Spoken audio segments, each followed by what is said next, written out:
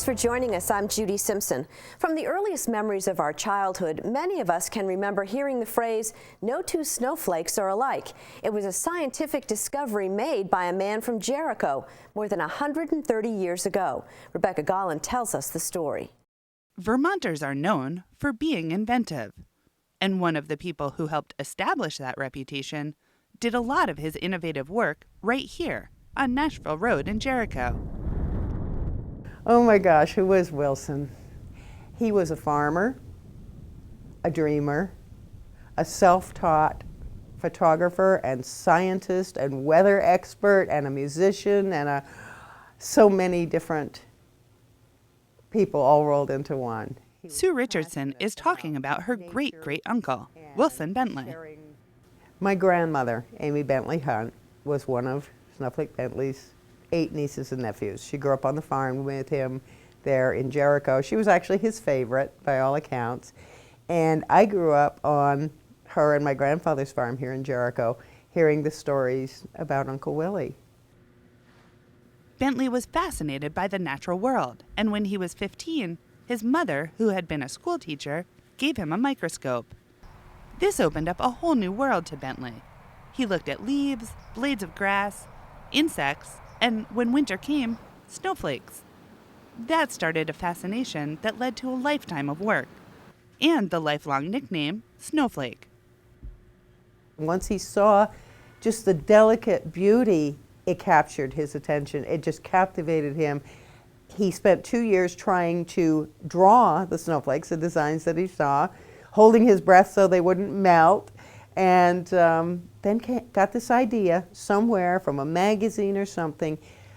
He saw an article about this camera with a microscope attached and thought, if I had that, I could photograph the snowflakes, not just try to draw them, and preserve the beauty for all time. So after much discussion and persuasion, he convinced his parents, primarily his mother, to purchase this camera for him for his 17th birthday. And that was the beginning. Bentley spent the next 2 years figuring out how to capture the image of a snow crystal through the microscope. The process involved a number of challenges that called for creative solutions, including rigging up a pulley system when he couldn't reach the front of the camera to focus. He had to work in the cold because otherwise the snow crystals would melt so quickly. He worked in an unheated woodshed. He wore heavy mittens so that his warmth from his hands wouldn't warm the microscope slide and cause the snowflake to melt too quickly, and basically had to hold his breath when he was transferring the snowflake from the wooden tray to the microscope slide so that the vapor wouldn't melt the snowflake too quickly. And then it was a question of figuring out how to focus and how to process this correctly. So it was a truly learning curve. He was a true pioneer in photomicrography. Along with the intricate process he came up with for photographing the crystals, Bentley also kept very detailed records of the weather and conditions during each storm. He was able to start figuring out science-wise what might be happening to snow crystals. Mark Breen is a meteorologist at the Fairbanks Museum in St. Johnsbury. A number of the tools and language Bentley developed to describe what he saw are still used in the scientific community today. And many of his theories about why different storms produce different shaped flakes have been proven true. And this is before we really thought about storms the way that we see them today. And so he's really looking at not what was happening in Chicago or Detroit or something like that. He was focused on what was happening in Nashville in his backyard. But he kept very careful records of the temperatures, like I said, wind direction. And over time, he started tying that with the types of crystals. So I can remember one of the notes that I saw where he had a collection of snow crystals and he called them local crystals. And he felt that they were produced in a cloud that was basically happening over that western range of the Green Mountains. And indeed, that turns out to be the case. While photographing snowflakes was a passion for Bentley, he never made a living at it. He owned a farm in Jericho with his brother and fit his photography around his farm chores, taking thousands of images and also making copies of his slides for schools and institutions. He never made any money. In fact, he spent more money than he ever made. He sold copies of his slides to schools, universities, to Tiffany's jewelers for jewelry design, and he charged 5 cents a plate, which covered his cost. He was still charging 5 cents a plate in 1931 when he passed. He never raised his price. He probably, we figured it out one time, he probably made about $7,500 over all those years, and he spent about $15,000. So it definitely wasn't a career, it was a passion. Bentley photographed a wide variety of subjects in the natural world and chronicled his family, but his lifelong dedication to capturing snowflakes never faded. In the end, it's even what did him in. He was coming back from Burlington, came up to Richmond on the train, and it had been a winter very much devoid of snow, warmer than normal. He hadn't photographed a single snowflake because there just hadn't been any snow. So this day, as he was coming back, it started to snow. His friends wanted him to stay in Richmond and not walk back to Nashville because of the storm, but he insisted on getting home because it was snowing. And he was ready to take some photographs because, as I said, he hadn't taken any that year. He caught a chill, a cold. It turned into pneumonia, and he passed away on the 23rd of December, 1931. Today, visitors from all over come to the Jericho Historical Society to see their Snowflake Bentley exhibit. And copies of his prints are on display in museums from Shelburne to the Smithsonian. He photographed snowflakes in Canada and upstate New York in different areas. They were never as good or as intricate as the ones he photographed right there at home in Jericho. He left a legacy that reaches from the small town of Jericho, Vermont, around the globe. Snowflake Bentley showed the world how to take a closer look at the little things. In Jericho, I'm Rebecca Gullen with Across the Fence.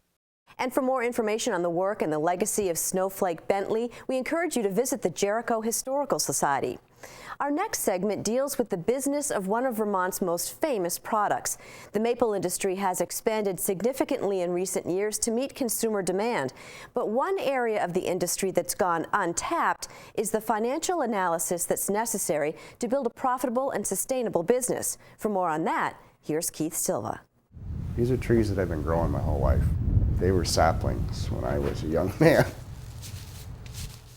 Andy Aldrich grew up on this farm in Richmond.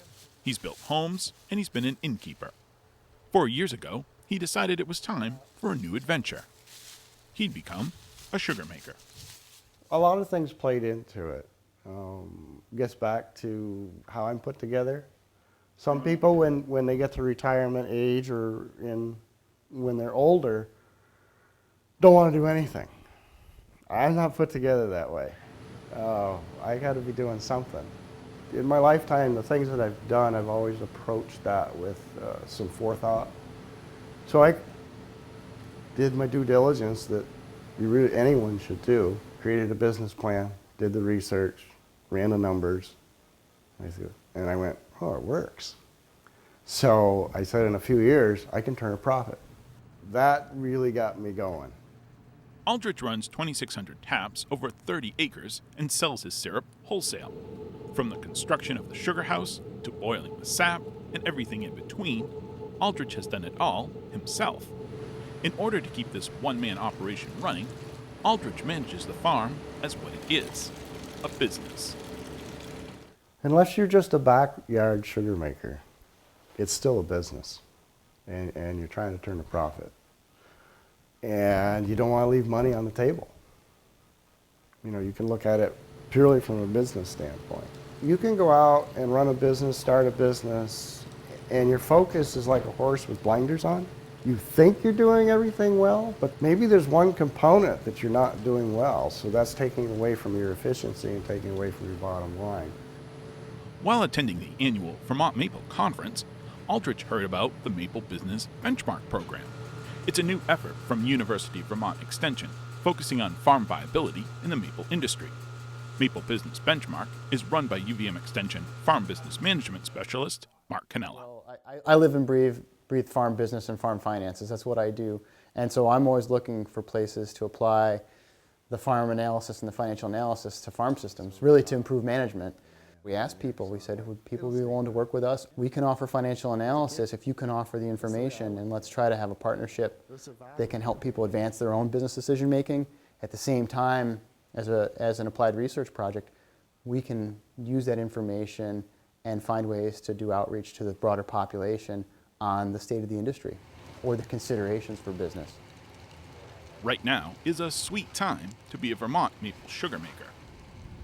A report published in 2015 by the Vermont Maple Sugar Makers Association and the Center for Rural Studies at UVM shows the average Vermont maple sugar producer has 3,451 taps and produces 1,221 gallons of syrup. 47% of producers have increased production in the last 5 years, and Vermont's maple industry contributes between $317 and $330 million in total sales to the state's economy. This boom in maple production makes the Maple Benchmark program essential for continued growth in the industry. Until now, sugar makers haven't had a good way to gauge their production, see how they match up with their peers, or plan for the future. There's very little information on maple economics that are available to the public. The little that I can find is in French, and it's in metric. So it poses some challenges for the quick observation. The information hasn't been there. But maple producers are really numbers-oriented people. They count their trees, they count their taps, they count the gallons, they count their time, and so it's really fit well. This idea of saying we do financial analysis, we don't know why no one's done it before, but here we are with people that like the idea of doing it, and we've got an industry poised to maybe double in 10 to 15 years in supply to keep up with demand, so there's just a lot of good reasons to keep doing it. So we think there's something here for everyone that's willing to look at that maple operation as a business and say that profit's not a bad word, and let's see if we can manage towards it. There are 15 producers currently enrolled in the Maple Benchmark program. For Aldrich, there's value in working with UVM Extension. I grew up on a farm, so I've known Extension since I was a little kid. And it was purely a case of, I'll just go find out how much knowledge and information they have that relates to what I want to do, and utilize what's available that will benefit me. And you know, and then once I did, I found out the wealth of knowledge was very good. For me and for other people to look at the benchmark study, whether it's for a small operation like mine or one of the studies for one of the large ones, if you want to call it averages or if you want to call it a reference point, you can say, yeah, we're good. In the woods or in the sugar house, Andy Aldrich likes things to be of use. And here's the family farm, and it's in Chittenden County. And if it's going to stay in the family, it's got to make and carry itself. It's tough in Vermont to carry any real estate of any type anymore. It's not an inexpensive thing to do. So that'll help in that regards. It'll give me something to do that I enjoy. Give me something that'll put a couple dollars in my pocket, which will make it a little more enjoyable instead of just doing it and saying, well, I haven't got anything to show for it. So all of those things, for me, it fit. And watching this mountain grow for 40 years, that's a benefit, and now using it too. It's nice to see the old farm used. The deep roots of this farm and this latest business are sure to establish a benchmark for other sugar makers to follow for years to come. In Richmond, I'm Keith Silva with Across the Fence. Thank you, Keith, and thank you for joining us. I'm Judy Simpson. I'll see you again next time on Across the Fence.